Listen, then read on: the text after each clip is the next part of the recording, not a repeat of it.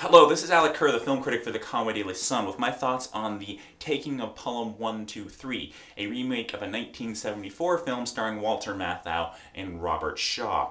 Now, the premise of both films is that a group of hijackers has stolen a subway car and is ransoming off the passengers. In the original, it was $1 million. In the remake, it is $10 million. And they've given a 1-hour deadline to get the money to them in the subway system. And then they have a kind of clever way of getting out of the subway system. And so that's kind of beyond the suspense of getting the money to them. After that occurs, it's suspense of, well, how are they going to get out of there? Because, I mean, they're underground. They're essentially trapped. And so both films have that aspect to them that creates tension.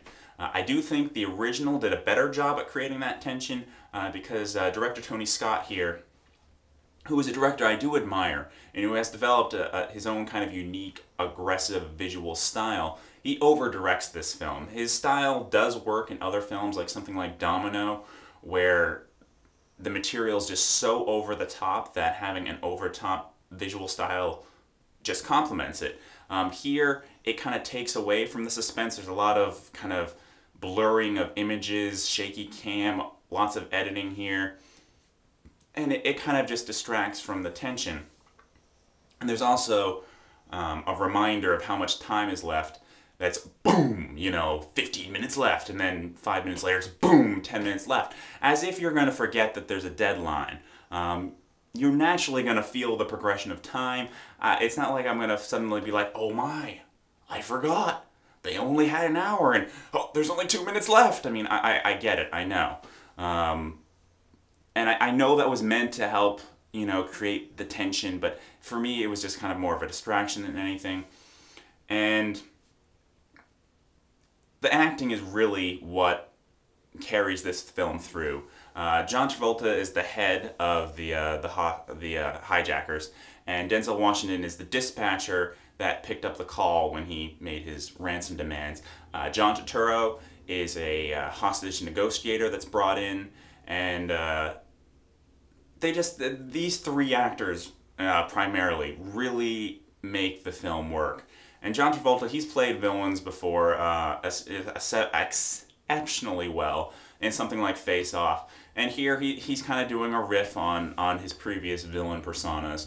And, he still does it well. Denzel Washington, he's done these sort of hero roles before, and he's just so good at dialing down and being cool and composed. And there's some nice byplay between Travolta and Denzel Washington. And so that's great. And there's one scene in particular where Travolta is threatening to kill a hostage unless Denzel Washington admits to something. And it's a very suspenseful, tense scene. It's one of the few in the movie that really does create that tension. The first film, just to keep going on with this compare and contrast, the first film had a real sarcastic, snarky, cynical edge to it. It was at times a very funny film.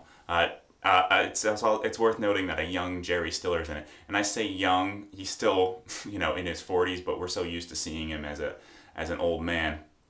And so the fact that you have Jerry Stiller in the first one kind of gives you an indication that this is definitely, it's not a comedy, but it does have a very strong comedic edge to it.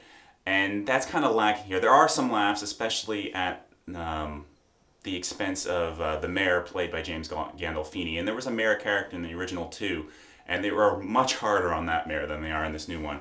But James Gandolfini gives a great performance as well. Really, it's worth seeing for the acting. Some of the plot is a little heavy-handed, especially involving Denzel Washington's wife. There's a line in the trailer about making him go pick up some milk. That just seems like a line that would only appear in a movie. It's scripted dialogue, not realistic dialogue. 'Cause if your husband's involved in a hostage situation, you're not going to tell him to go get milk. That's just the kind of cutesy thing that someone puts in a script. Sorry. So my advice would be to wait for this to come out on DVD and then do a double feature with the original. I think that could be a lot of fun. But anyway, this is Alec, and keep watching.